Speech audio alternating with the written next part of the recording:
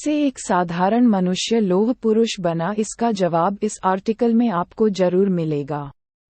सरदार वल्लभभाई पटेल एक ऐसा नाम जो जब भी किसी बुजुर्ग जिसने स्वतंत्रता आंदोलन को प्रत्यक्ष रूप से देखा था के जहन में आता है, उनका शरीर नव ऊर्जा से भर जाता है, लेकिन मन में एक आत्मग्लानि सी उमड़ पड़ती है, क्योंकि उस वक्त का हर एक युवा वल्लभभाई को ही प्रथम प्रधानमंत्री के रूप में देखना चाहता था। लेकिन अंग्रेजों की नीति, महात्मा गांधी जी के निर्णय एवं जवाहरलाल नेहरू जी के हठ के कारण ये सपना सच न हो सका। सरदार वल्लभभाई पटेल जीवन परिचय। जन्म मृत्यु 31 अक्टूबर 1875, 15 दिसंबर 1950। जन्म मृत्यु स्थान नाडियाड, बॉम्बे। आयु 75 वर्ष। जाति कुर्मी जाति। पिता झावर भाई, माता लाडबाई। पत्नी का नाम झवेरबाई। भाइयों के नाम सोमभाई, विट्ठल भाई, नरसीभाई। बहन का नाम दहिबा। बेटा ध्याभाई, बेटी मणिबेन। मूर्ति कहाँ है? गुजरात। राजनैतिक पार्टी इंडियन नेशनल कांग्रेस। आदि शंकराचार्य जीवनी। जानिए इनके जीवन को करीब से। सरदार वल्लभभाई पटेल कौन थे? वल्लभभाई पटेल लौह पुरुष के रूप में पहचाने जाते हैं। एक शूरवीर से कम इनकी ख्याति न थी। इन्होंने 200 वर्षों की गुलामी के फंसे देश के अलग अलग राज्यों को संगठित कर भारत में मिलाया, और इस बड़े कार्य के लिए इन्हें सैन्य बल की जरूरत तक नहीं पड़ी। यही इनकी सबसे बड़ी ख्याति थी, जो इन्हें सभी से पृथक करती है। वल्लभभाई पटेल का प्रारंभिक जीवन, जन्म, आयु, परिवार, मृत्यु। वल्लभभाई पटेल एक कृषक परिवार से थे, जिसमें 4 बेटे थे। एक साधारण मनुष्य की तरह इनके जीवन के भी कुछ लक्ष्य थे। ये पढ़ना चाहते थे, कुछ कमाना चाहते थे, और उस कमाई का कुछ हिस्सा जमा करके इंग्लैंड जाकर अपनी पढ़ाई पूरी करना चाहते थे। इन सब में इन्हें कई परेशानियों का सामना करना पड़ा। पैसे की कमी, घर की जिम्मेदारी, इन सभी के बीच वे धीरे धीरे अपने लक्ष्य की तरफ बढ़ते रहे। शुरुआती दिनों में इन्हें घर के लोग नाकारा समझते थे। उन्हें लगता था ये कुछ नहीं कर सकते। इन्होंने 22 वर्ष की उम्र में मैट्रिक की पढ़ाई पूरी की और कई सालों तक घरवालों से दूर रहकर अपनी वकालत की पढ़ाई की, जिसके लिए उन्हें उधार किताबें लेनी पड़ती थी। इस दौरान इन्होंने नौकरी भी की और परिवार का पालन भी किया। एक साधारण मनुष्य की तरह ही यह जिंदगी से लड़ते लड़ते आगे बढ़ते रहे, इस बात से बेखबर कि ये देश के लौह पुरुष कहलाने वाले हैं। सरदार वल्लभभाई पटेल के जीवन की एक विशेष घटना से इनके कर्तव्यनिष्ठा का अनुमान लगाया जा सकता है। ये घटना जब की थी जब इनकी पत्नी बम्बई के हॉस्पिटल में एडमिट थी। कैंसर से पीड़ित इनकी पत्नी का देहांत हो गया, जिसके बाद इन्होंने दूसरे विवाह के लिए इनकार कर दिया और अपने बच्चों को सुखद भविष्य देने हेतु मेहनत में लग गए। इंग्लैंड जाकर इन्होंने 36 महीने की पढ़ाई को 30 महीने में पूरा किया। उस वक्त इन्होंने कॉलेज में टॉप किया। इसके बाद वापस स्वदेश लौटकर अहमदाबाद में एक सफल और प्रसिद्ध बैरिस्टर के रूप कार्य करने लगे। इंग्लैंड से वापस आए थे, इसलिए उनकी चाल ढाल बदल चुकी थी। वे सूट बूट यूरोपियन स्टाइल में कपड़े पहनने लगे थे। इनका सपना था ये बहुत पैसे कमाए और अपने बच्चों को एक अच्छा भविष्य दे। लेकिन नियति ने इनका भविष्य तय कर रखा था। गांधी जी के विचारों से प्रेरित होकर इन्होंने सामाजिक बुराई के खिलाफ अपनी आवाज उठाई। भाषण के जरिए लोगों को एकत्र किया। इस प्रकार रुचि न होते हुए भी धीरे धीरे सक्रिय राजनीति का हिस्सा बन गए। स्वतंत्रता संग्राम में वल्लभभाई पटेल का योगदान। स्थानीय कार्य। गुजरात के रहवासी वल्लभभाई ने सबसे पहले अपने स्थानीय क्षेत्रों में शराब, छुआछूत एवं नारियों के अत्याचार के खिलाफ लड़ाई की। इन्होंने हिंदू मुस्लिम एकता को बनाए रखने की पुरजोर कोशिश की। खेड़ा आंदोलन। 1917 में गांधी जी ने वल्लभभाई पटेल से कहा कि वे खेड़ा के किसानों को एकत्र करें और उन्हें अंग्रेजों के खिलाफ आवाज उठाने के लिए प्रेरित करें। उन दिनों बस कृषि ही भारत का सबसे बड़ा आय का स्रोत थी। लेकिन कृषि हमेशा ही प्रकृति पर निर्भर करती आई है। वैसा ही कुछ उन दिनों का आलम था। 1917 में जब अधिक वर्षा के कारण किसानों की फसल नष्ट हो गई थी, लेकिन फिर भी अंग्रेजी हुकूमत को विधिवत कर देना बाकी था। इस विपदा को देख वल्लभ भाई ने गांधी जी के साथ मिलकर किसानों को कर न देने के लिए बाध्य किया और अंततः अंग्रेजी हुकूमत को हामी भरनी पड़ी, और ये थी सबसे पहली बड़ी जीत जिसे खेड़ा आंदोलन के नाम से याद किया जाता है। इन्होंने गांधी जी के हर आंदोलन में उनका साथ दिया। इन्होंने और इनके पूरे परिवार ने अंग्रेजी कपड़ों का बहिष्कार किया और खादी को अपनाया। कैसे मिला सरदार पटेल नाम? बारडोली सत्याग्रह। इस बुलंद आवाज नेता वल्लभ भाई ने बारडोली में सत्याग्रह का नेतृत्व किया। ये सत्याग्रह 1928 में साइमन कमीशन के खिलाफ किया गया था। इसमें सरकार द्वारा बढ़ाए गए कर का विरोध किया गया और किसान भाइयों को एक देख ब्रिटिश वायसराय को झुकना पड़ा। इस बारडोली सत्याग्रह के कारण पूरे देश में वल्लभ भाई पटेल का नाम प्रसिद्ध हुआ और लोगों में उत्साह की लहर दौड़ पड़ी। इस आंदोलन की सफलता के कारण वल्लभ भाई पटेल को बारडोली के लोग सरदार कहने लगे, जिसके बाद इन्हें सरदार पटेल के नाम से ख्याति मिली। लाला लाजपत राय जीवनी।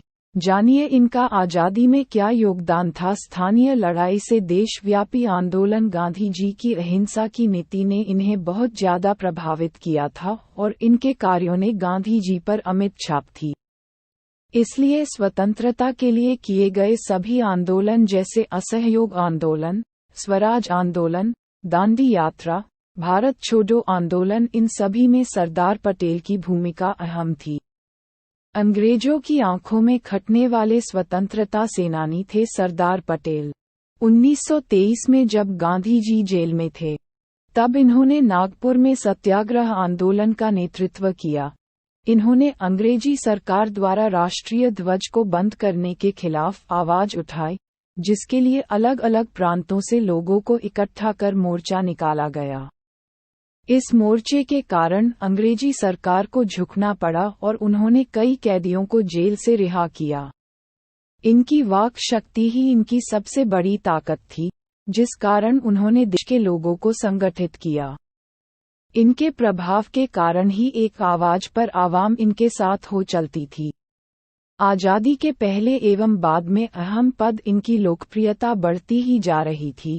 इन्होंने लगातार नगर के चुनाव जीते और 1922, 1924 और 1927 में अहमदाबाद के नगर निगम के अध्यक्ष के रूप में चुने गए। 1920 के आसपास के दशक में पटेल ने गुजरात कांग्रेस को ज्वाइन किया, जिसके बाद वे 1945 तक गुजरात कांग्रेस अध्यक्ष बने रहे। 1932 में इन्हें भारतीय राष्ट्रीय कांग्रेस का अध्यक्ष बनाया गया। इन्हें कांग्रेस में सभी बहुत पसंद करते थे।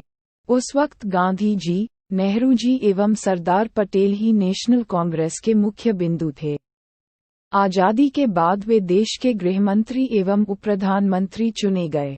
वैसे सरदार पटेल प्रधानमंत्री के प्रथम दावेदार थे। उन्हें कांग्रेस पार्टी के सर्वाधिक वोट मिलने के पूरे आसार थे, लेकिन गांधी जी के कारण उन्होंने स्वयं को इस दौड़ से दूर रखा। आजादी के बाद सरदार पटेल द्वारा किया गया अहम कार्य 15 अगस्त 1947 के दिन देश आज़ाद हो गया। इस आज़ादी के बाद देश की हालत बहुत गंभीर थी। पाकिस्तान के अलग होने से कई लोग बेघर थे। उस वक्त रियासत होती थी, हर एक राज्य एक स्वतंत्र देश की तरह था, जिन्हें भारत में मिलाना बहुत जरूरी थी। ये कार्य बहुत कठिन था। कई वर्षों की गुलामी के बाद कोई भी राजा अब किसी भी तरह की अधीनता के लिए तैयार नहीं था, लेकिन वल्लभ भाई पर सभी को यकीन था। उन्होंने ने ही रियासतों को राष्ट्रीय एकीकरण के लिए बाध्य किया और बिना किसी युद्ध के रियासतों को देश में मिलाया। जम्मू कश्मीर, हैदराबाद एवं जूनागढ़ के राजा इस समझौते के लिए तैयार न थे। इनके खिलाफ सैन्य बल का उपयोग करना पड़ा और आखिरकार ये रियासतें भी भारत में आकर मिल गई। इस प्रकार वल्लभभाई पटेल की कोशिशों के कारण बिना रक्त बहे 560 रियासतें भारत में आ मिली। रियासतों को भारत में मिलाने का ये कार्य नंबर 1947 आज़ादी के महज कुछ महीनों में ही पूरा किया गया।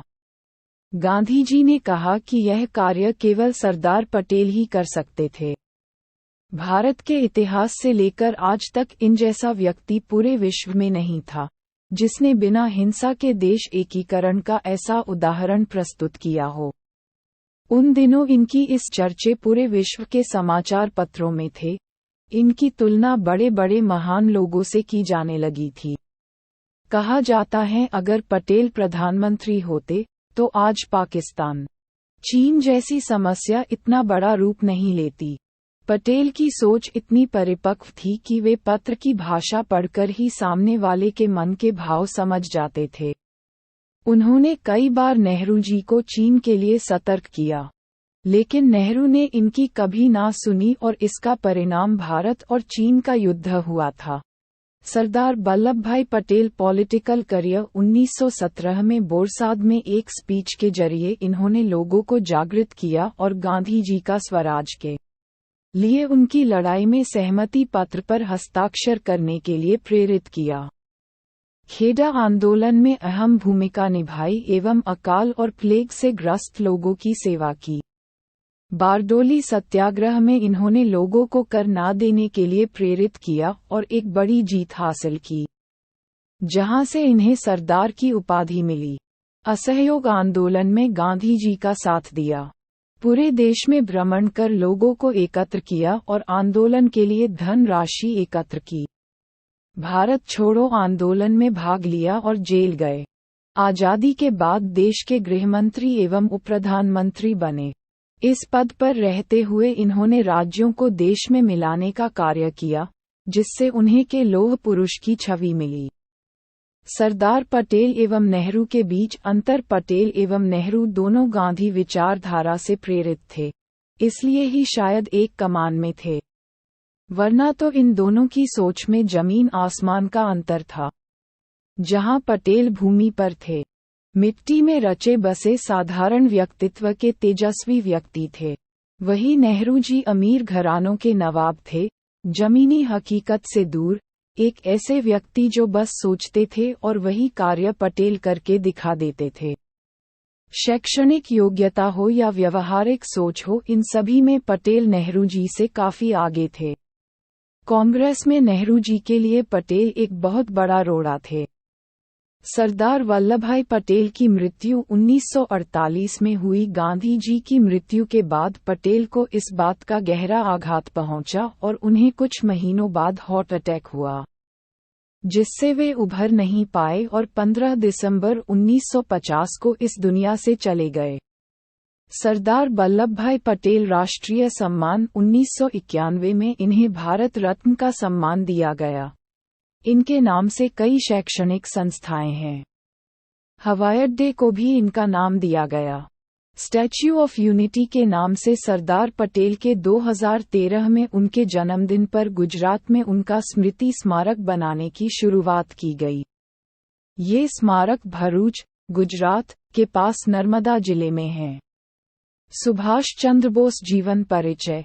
जानिए कैसे इन्होंने कम उम्र में ही देश को अपना जीवन दिया। सरदार वल्लभभाई पटेल पर कविता लौह पुरुष की ऐसी छवि ना देखी, ना सोची कभी। आवाज में सिंह सी दहाड़ थी, हृदय में कोमलता की पुकार थी, एकता का स्वरूप जो इसने रचा, देश का मानचित्र पल भर में बदला। गरीबों का सरदार था वो, दुश्मनों के लिए लोहा था वो, आंधी की तरह बहता गया, ज्वालामुखी सा धधकता गया, बनकर गांधी का अहिंसा का शस्त्र महकता गया विश्व में, जैसे कोई ब्रह्मास्त्र इतिहास के गलियारे खोजते हैं, जिसे ऐसे सरदार पटेल अब ना मिलते पूरे विश्व में। सरदार वल्लभभाई पटेल के जीवन परिचय से यह बात सामने आती है कि मनुष्य महान बनकर पैदा नहीं होता।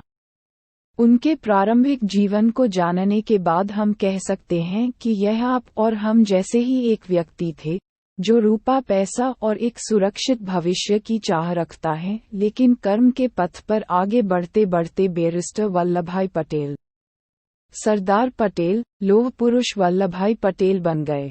सरदार पटेल ने राष्ट्रीय एकीकरण कर एकता का एक ऐसा स्वरूप दिखाया, जिसके बारे में उस वक्त कोई सोच भी नहीं सकता था। उनके इसी कार्य एवं सोच के कारण उनके जन्म दिवस को राष्ट्रीय एकता दिवस का नाम दिया गया। सरदार वल्लभभाई पटेल अनमोल वचन, नारे, स्लोगन कभी कभी मनुष्य की अच्छाई उसके मार्ग में बाधक बन जाती है, कभी कभी क्रोध ही सही रास्ता दिखाता है। क्रोध ही अन्याय के खिलाफ आवाज उठाने की ताकत देता है। डर का सबसे बड़ा कारण विश्वास में कमी है। सरदार पटेल की अहिंसा की परिभाषा, जिनके पास शस्त्र चलाने का हुनर है लेकिन फिर भी वे उसे अपनी म्यान में रखते हैं, असल में वे अहिंसा के पुजारी हैं। काया अगर अहिंसा की बात करे तो वह व्यर्थ है। जिस काम में मुसीबत होती है, उसे ही करने का मजा है। जो मुसीबत से डरते हैं, वे योद्धा नहीं। हम मुसीबत से नहीं डरते। फालतू मनुष्य सत्यानाश कर सकता है, इसलिए सदैव कर्मठ रहे, क्योंकि कर्मठ ही ज्ञानेंद्रियों पर विजय प्राप्त कर सकता है। ये थे सरदार वल्लभभाई पटेल द्वारा कहे कुछ अनमोल वचन जो हमें एक सफल जीवन का पथ दिखाते हैं। महानत व्यक्ति के बोल महज शब्द जाल नहीं होते, उनमें अनुभवों की विशालता एवं गहराई होती है, जो मनुष्य के जीवन को सही दिशा देती है। Statue of unity Sardar Vallabhbhai Patel जी की याद में पीएम मोदी जी ने गुजरात में सबसे ऊंची मूर्ति स्टैच्यू ऑफ यूनिटी का निर्माण करवाया। मात्र 4 सालों में ये बनकर तैयार हो गई थी। Thank you for watching. और भी जानकारी के लिए चैनल को सब्सक्राइब करें और लाइक करें।